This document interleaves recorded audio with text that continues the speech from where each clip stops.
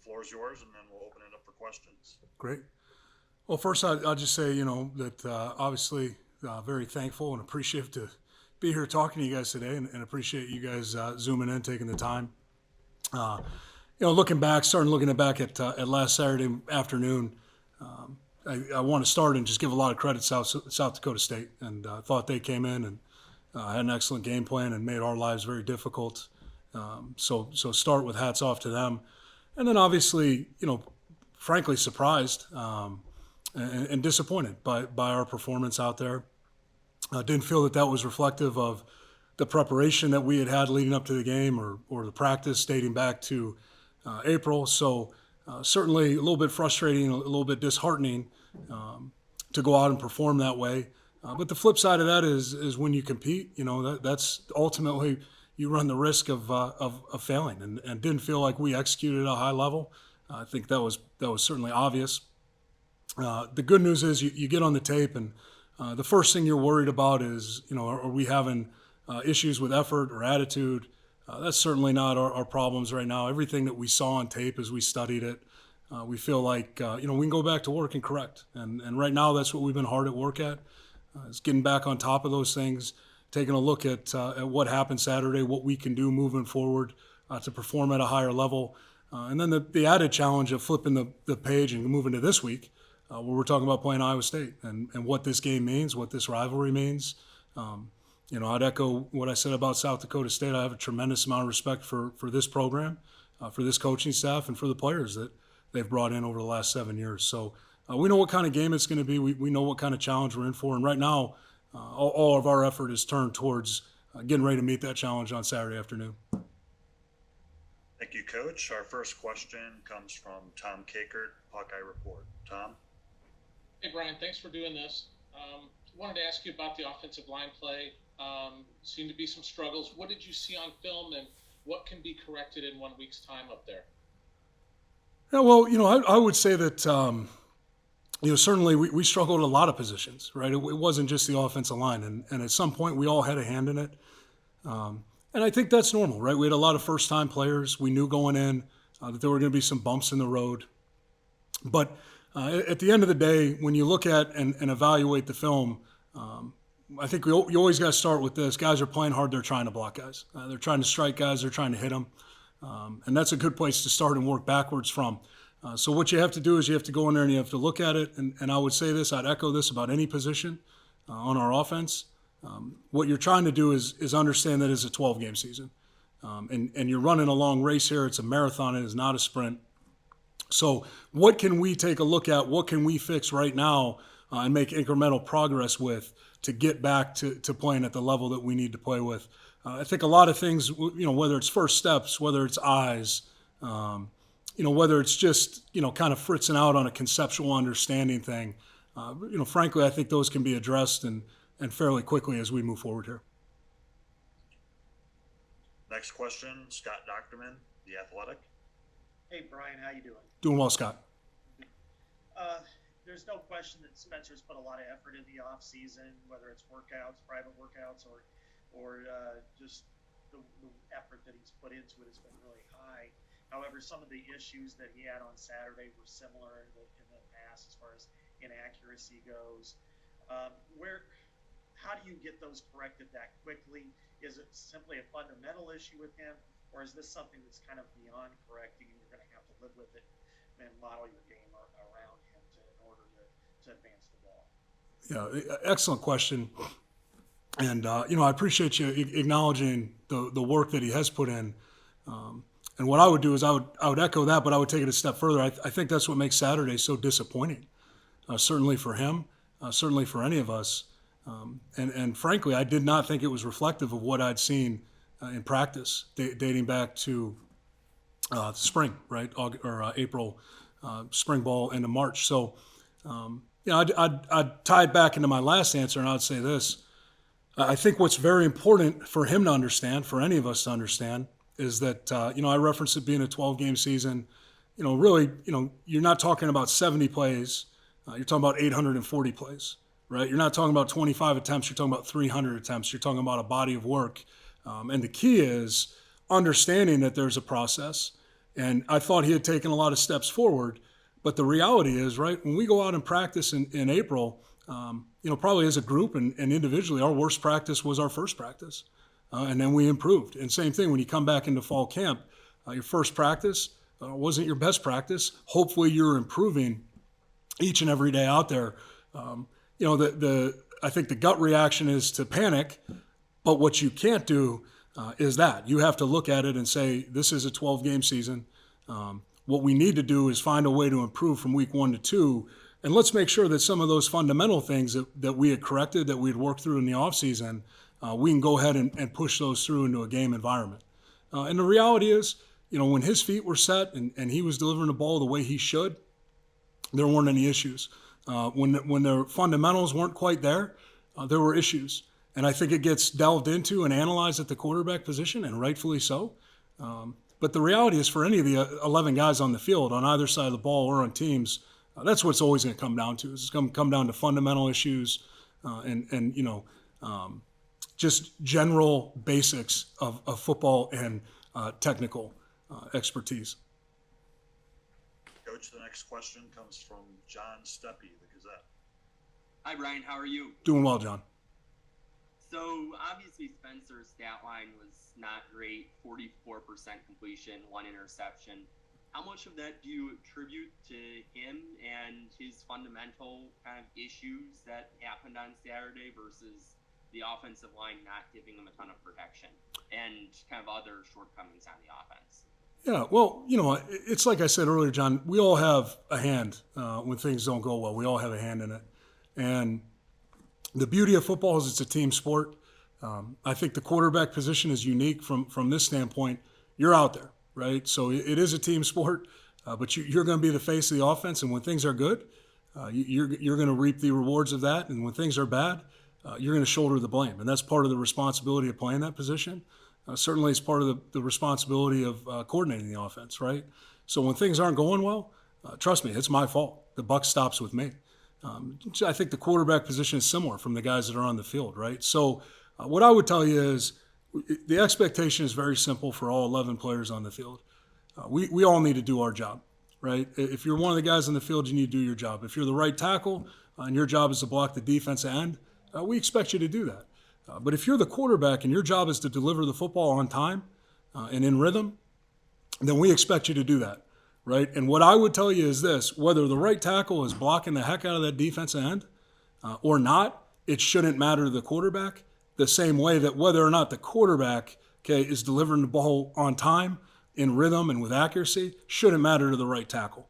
So, you ask to, what percentage, it's hard to say, frankly. I felt like after watching the tape, the majority of that game, we had ample opportunity in the pocket to deliver the ball and do what we needed to do as far as making the read and getting the ball out to the correct guy on time. So is the protection perfect? No. But I think if you're waiting around for perfect protection, you're going to be sorely, you're not going to be happy with it ever, right? So I would just tell you this. I think the solution is very simple. We all need to do our job better at the end of the day. And that's really what we're focusing on right now. Next question, Coach, comes from Corey Bratta, Story County News. Coach Brian, appreciate you taking the time, first of all, for this Zoom call. I do appreciate access. I'm not going to surprise you or shock you. I'm going to stick with the quarterback. I'm just curious. You obviously are not naive to the fans that are calling for a change at quarterback, and that's been the case for some time. We talked about that during the offseason. But given your comfort level with all 4 guys, and I know this is somewhat hypothetical, but what would it take to necessitate a change in your mind in the game? Talk about just Saturday, for instance. What would it take? Would it take an injury to Spencer? Would it be a plethora of picks? What do you think it would take? Yeah, Corey, I appreciate the question, but I got to tell you, I don't want to get into hypotheticals. The goal every week is very simple. We're trying to win the football game. And so the decisions that we make throughout the course of a game, throughout the course of a week, throughout the course of a season, they simply come down to what we feel gives us the best chance to win. And the reality is, we've seen both quarterbacks play. Both guys have played well. Both guys probably have times in their career they wish they had back. With Spencer, we can look as recently as a few days ago. But the reality is they've both demonstrated that they can do it. And what we need to do is find consistency at that position. I can just assure you that what we're going to do is we're going to continue to go with the guy, whomever that is, whenever that is, that's going to give us the best chance to win football games. And it goes back to my answer to John a second ago. Ultimately, we need everyone doing their job. And the job at quarterback is pretty well defined. So, at the end of the day, the standard is that you do your job. If we're not doing our job, then either we got to make changes and find someone who can, or we got to change the definition of what the job is. Next question, Coach. Chad Leistico, Des Moines Register. Hey, Brian, I have one question before my real question is. So is this a fake question? No. A warm-up question. A warm-up question. Okay. Did you want to come out and talk today, or did you just get drawn the short straw of the first guy here? Because it's obviously a very heated week out there on the outside. Sure. I'm just curious if you wanted to speak to what happened last week here or not. I was, I happened to be up. Okay. And, ultimately, look, my responsibility is to stand in front of you guys and be accountable for what we do. So there's really nowhere to hide, in my opinion. So if I'm up, I'm up. And certainly I wish it was after a better week. I wish I was coming out here and we were talking about how great we were. But the reality is it'd be somewhere in the middle there too. So, this is what it is right now, as some people I know would say. Okay, gotcha. And then just secondly, and when you have the offensive line issues that certainly showed up on tape as well, how much advantage could a more mobile quarterback potentially give you short term in that situation? Is that something you guys analyzed this week in terms of a decision? Yeah, sure. I mean, that's absolutely a fair question, right? And so what we're trying to do is, again, like I said before, you're evaluating. What are you asking guys to do? And the reality is, like I said, whether there are protection issues or not, do we have ample time to deliver the ball and get it where it needs to be?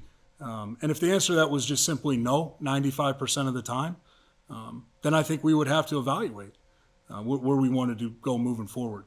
But even when the protection's not clean, decisions need to be made faster, the ball needs to be released faster, and that's the bottom line. Next question, Scott Dockerman. Yeah, Brian, throughout most of the offseason, Kirk mentioned, would bring up Alex repeatedly. We have two good quarterbacks. We feel we can win with both. We have won with both.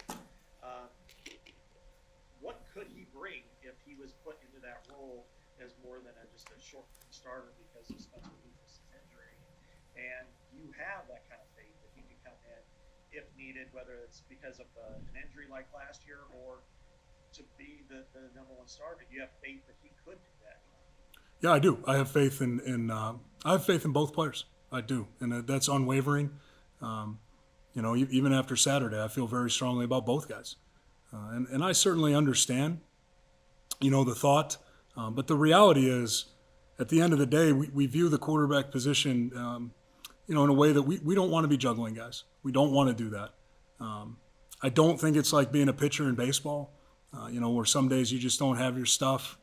I was watching documentary about the old Avalanche Red Wings series, right? And there was that Patrick Waugh game in Montreal that got him to Colorado, where the coach left him in there and he gave up like 11 goals and it just wasn't his night, right? I don't know if I view the quarterback position that way, where you just pull a guy to grab some confidence, and you don't want to put somebody in a bad situation. You don't want to take somebody out of a situation that you feel like they can work their way through. So the reality is we do have confidence in both players. Alex has gone in there and he is, coming in a relief role, and he's gone in a starting role and won games for us. And the reality is Spencer has done the same thing. So we feel strongly that both guys can do it. Right now we're trying to go with the guy that we feel gives us the absolute best chance to win right now at this moment. Coach, we have 4 more hands raised. Let's Sure. take 4 more questions. Back to Corey. Last question from me, Coach. I counted maybe 3, maybe 4 waste downs, quote unquote waste downs. I'm talking second and short on Saturday, and I believe you guys ran the ball on every one of those. I'm just curious to get your take on waste downs. What's your philosophy or your motto on taking advantage of those with play action, and was that more of a result of kind of keeping it? I hate to use the word vanilla, but you get my gist here. Or what's your philosophy on waste downs? Sure. Here was my philosophy on Saturday on waste downs. I didn't think we had very many waste downs based on how we were playing and functioning, right? So ultimately, football is a simple game offensively. You need to possess the ball, and then you need to score the ball. And so at the end of the day, when you look at a play calling decision, you're not wrong. There certainly is a thought process from time to time about a 2nd and 1, taking a shot, or sometimes on a sudden change coming across midfield, taking a shot. Things of that nature. I think sometimes that's really good play calling. Sometimes that's really bad play calling, because the defense, those coaches, they understand all the same theories as well. And the reality is, for most of the game, unfortunately, on Saturday, we were trying to get something started, and we were able to do that with a little bit in the play action game. We hit the dig route to Arlen, which got a drive going there in the third quarter and gave us some rhythm. That's what you're trying to find all game. So I think it's an excellent question. Probably on 2nd and 1 on Saturday, just didn't feel that was the opportunity, but did use some 1st and 10s that way. And you're trying to stay. I don't know that unpredictable is the word.